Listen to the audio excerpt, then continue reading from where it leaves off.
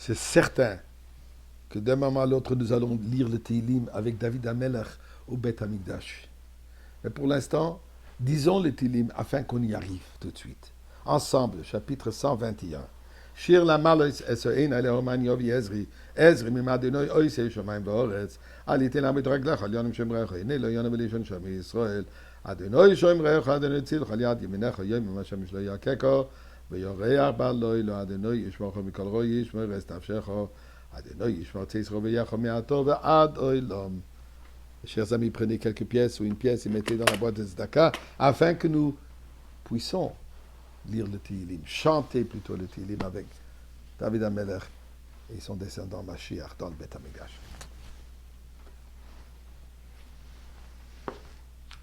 Je vais vous poser une question.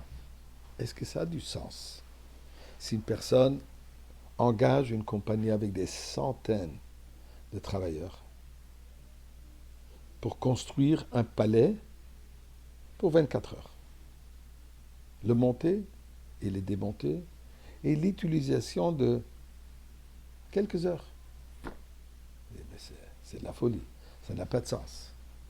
On ne va pas gaspiller du temps, d'efforts, de l'argent, fortune, pour monter un palais. Même pas une tente, oui, mais pas une maison.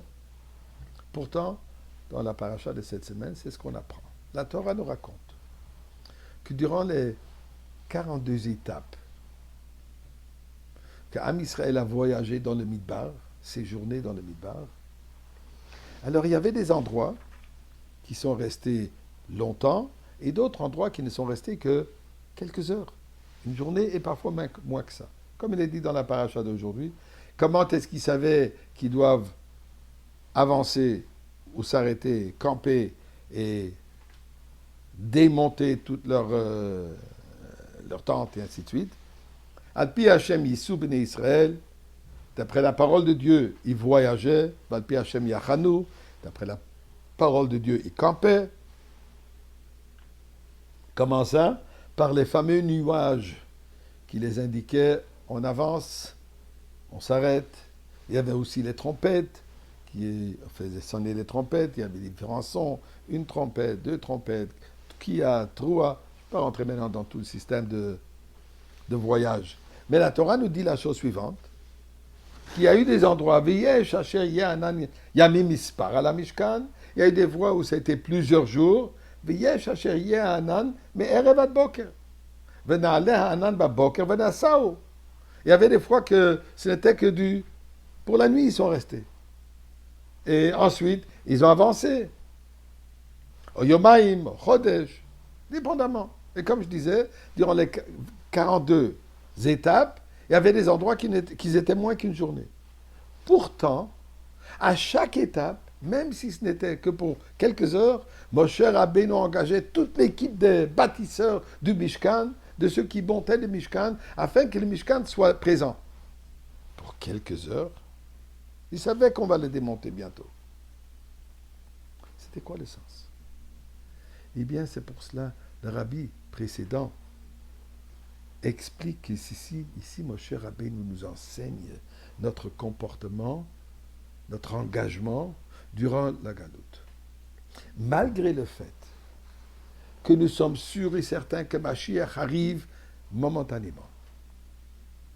Malgré cela, nous devons agir d'une manière permanente. Quelqu'un lui a posé la question, Rebbe, vous dites l'Alter le Tshuva, l'Alter le Goula, Mashiach is coming now, Mashiach arrive à cet instant. Nous sommes déjà au seuil de la Goula, pourtant vous vous engagez à des activités et des programmes de longue date.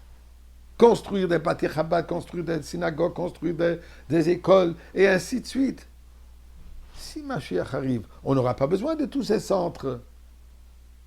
Pourquoi s'engager dans des constructions, dans des activités permanentes, dans un moment temporaire?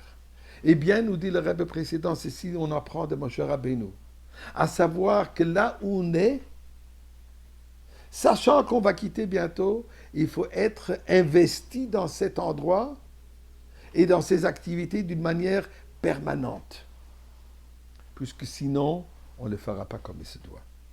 Quelqu'un a posé la question, quel est le jour le plus important de l'année? Bien, on dirait Yom Kippour. D'autres diront Purim.